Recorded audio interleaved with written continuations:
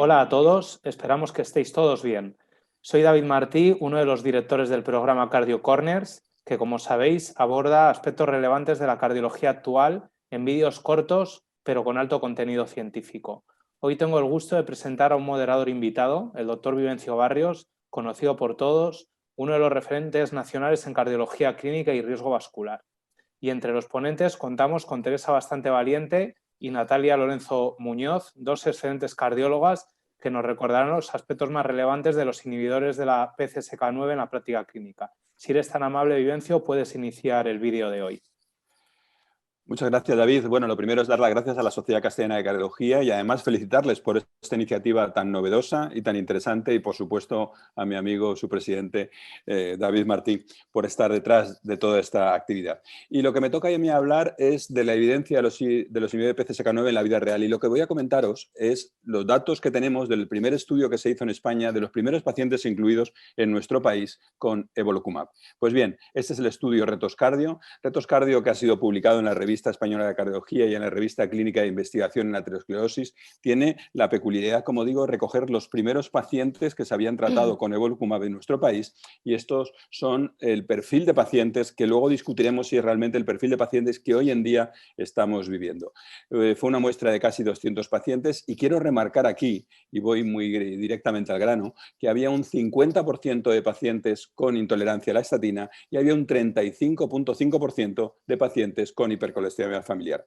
Por tanto, es una población quizá un poquito sesgada de lo que hoy en día podemos estar viendo, porque eran los pacientes que estaban esperando de una manera probablemente incluso ansiosa la llegada de los inhibidores de PCSK9 para ser tratados adecuadamente.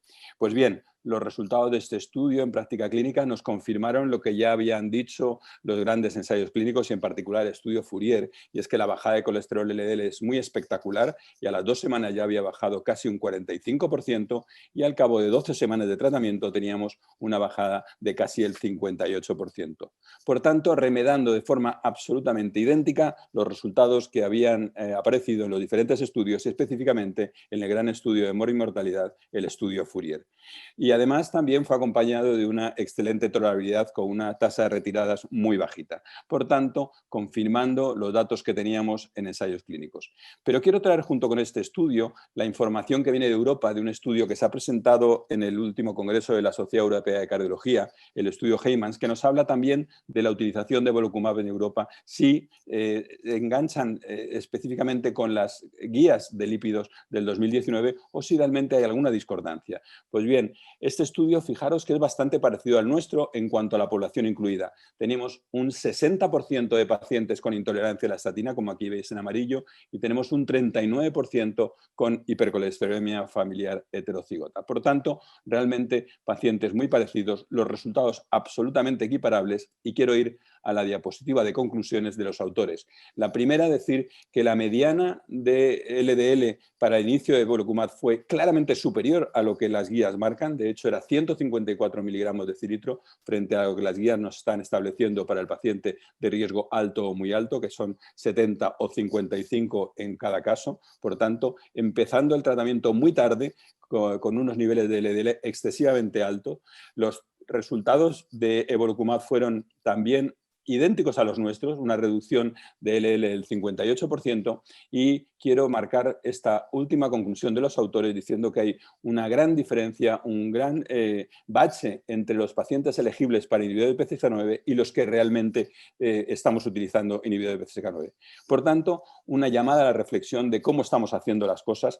Realmente yo creo que estamos tratando a los pacientes tarde, estamos tratando a los pacientes probablemente en un nivel de LDL excesivamente alto, y eso nos está llevando a que los resultados probablemente no sean los óptimos, porque seguro que podemos obtener mejores resultados si empezamos antes y de forma más eficiente. Este es el perfil de pacientes que teníamos entonces, pero fijaros que es todavía mucho más realista hablar del perfil de pacientes que tenemos ahora, y para ello nos va a hablar ahora Natalia Lorenzo del Hospital de Infanta Cristina, en el cual nos va a analizar un caso clínico de la consulta ambulatoria para el tratamiento con inhibidores de PCSK9. Natalia, cuando quieras.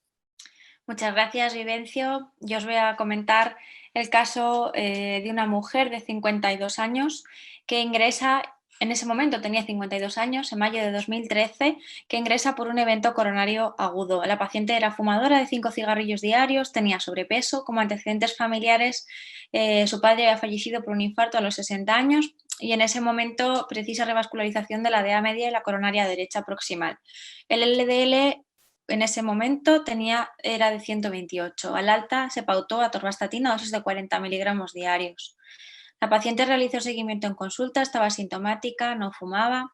Los LDLs, como veis en la tabla, están muy fuera del rango terapéutico. En mayo de 2014, con un LDL de 172, se aumenta la dosis de atorvastatina a 80 miligramos diarios. En todos los informes consta dudas sobre el adecuado cumplimiento terapéutico y se insiste sistemáticamente en las medidas dietéticas. La paciente no vuelve a consulta y lo siguiente que sabemos de ella es en agosto del 2018, ya con 57 años, ingresa por un infarto anterior evolucionado, con disfunción ventricular. La revascularización previa estaba bien, ahora lo que tenía era una oclusión trombótica, la DEA proximal, sobre la que se implanta otro estén y además tenía múltiples lesiones severas en vasos secundarios subsidiarias de tratamiento médico. El LDL en este momento era de 142 y al alta se mantuvo atorvastatina 80 miligramos diarios. La paciente vuelve a consulta, asintomática, seguía sin fumar y aseguraba buena adherencia tanto a tratamiento médico como a dieta. Aún así, el LDL seguía alto. En noviembre del 2018, con un LDL de 121, se añade cetimib 10 miligramos y se mantiene la dosis de atorva. Meses después, vuelve a ingresar, agosto de 2019, por una elevación transitoria del ST inferior, nueva lesión en la derecha distal sobre la que se pone otro stent farmacoactivo y el resto del árbol coronario no tenía cambios respecto a la coronariografía previa. LDL en este ingreso de 140 y el alta se mantiene lo mismo, atorva 80 y ezetimibe 10. Seguimiento en consulta posterior, la paciente igual, asintomática, aseguraba buena adherencia a tratamiento y a dieta y a pesar de eso, pues como veis, el LDL seguía en niveles desorbitados. En enero de 2020, con un LDL de 167, se decide añadir evolocumab 140 y la siguiente analítica, que es la última que tenemos, junio de 2020, el LDL ya por fin está en 64. Esta paciente ahora mismo está pendiente de resultados de estudio genético y claramente hemos ido muy por detrás de la enfermedad, pero finalmente estamos empezando a llegar a los objetivos deseados. Ahora Teresa os pasará a contar un caso en el momento más agudo de la enfermedad. Gracias, Natalia. Excelente el caso que nos muestras. Yo quiero daros otra perspectiva de utilización y manejo de los hiperlipemiantes hoy en día, y es en el paciente agudo. Os voy a contar un caso muy sencillo del cual podemos todos aprender bastante. Es de además hace nada, cuando nos hemos dado cuenta de algunos errores que podíamos haber evitado cometer meses antes. Y mirad, es un caso del día a día, un varón de 50 años, fumador y dislipémico conocido pero sin tratamiento, que en marzo del 2020 sufre un síndrome coronario agudo con elevación del ST. Él trae una enfermedad coronaria que afecta a dos vasos principales, una oclusión completa, que era el evento agudo de la circunfleja, la arteria circunfleja, que se trata con éxito con el implante de un stent, y la descendente anterior se implanta otro stent, es decir, enfermedad de dos vasos. Lo que vemos en este paciente durante el ingreso, que por otra parte evoluciona de forma absolutamente favorable, es que tiene una hipercolesterolemia grave, que debía haberse tratado probablemente de forma previa, de forma ambulatoria, pero bueno, nosotros se inició tratamiento con un LDL inicial de 181 con atorvastatina 80. Los seguimientos en la consulta nos muestran que había sido bastante efectivo este tratamiento, porque disminuye el LDL pues más de un 50%, pero desde luego no llegamos a los objetivos que todos debemos intentar cumplir por ser un paciente de muy alto riesgo, un paciente joven que ya ha sufrido un evento coronario severo con afectación además de enfermedad coronaria de dos vasos. Se van añadiendo fármacos y el último dato que tenemos, hasta lo que yo he visto recientemente y que me ha decidido a presentaros este caso, es un control de colesterol con un LDL de 62 bajo tratamiento con atorvastatina de 80 y ezetimibe de 10 miligramos. Bueno, pero es insuficiente y a la vista de lo que ocurre. Hace un par de semanas, este paciente nos ingresa, bueno, un poquito más quizá, nos ingresa nuevamente al hospital, en este caso por un IAM sin elevación del ST.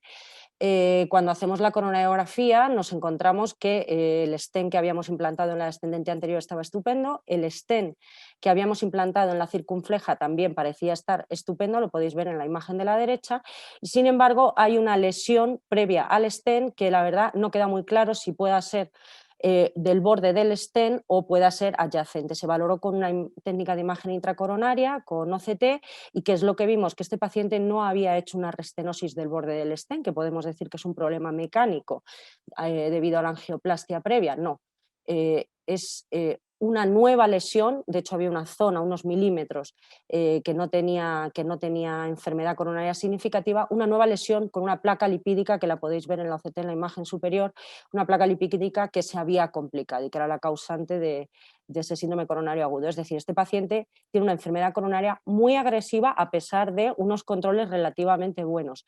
En este momento se ha iniciado ya desde el ingreso un inhibidor de PCSK9, en concreto evolocumab,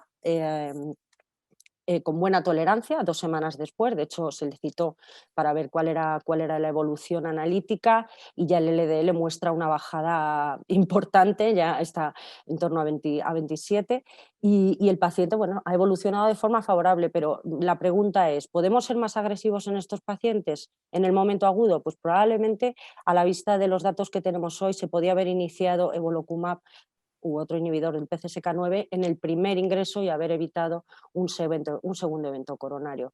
Desde luego, a día de hoy, claramente este paciente tiene indicación y creo que el resultado analítico así nos lo refuerza. Esto es lo que os quería contar. Muchas gracias, Teresa, por tu magnífica presentación. Muchas gracias también a Natalia. Yo creo que en estos breves minutos hemos hecho un repaso muy rápido de lo que los inhibidores de PCSK9 y en concreto evolocumab aportan a la práctica clínica de la cardiología. Hemos hecho una revisión de cómo se empezaron tratando los pacientes con inhibidores, de cómo se empezaron tratando los pacientes con evolocumab, de cómo se tratan los pacientes a nivel ambulatorio y cómo se tratan en un escenario un poco más agudo. En cualquiera de los casos, lo que tenemos claro todos es que el tratamiento y el uso de evolocumab debe mejorarse porque tenemos herramientas muy útiles como son los inhibidores de PCSK9 para controlar mejor a nuestros pacientes. Cuanto antes empecemos, mejor, y cuanto más eficientes seamos, mucho mejor para los pacientes. Espero que haya sido de vuestro interés. Muchas gracias por vuestra atención.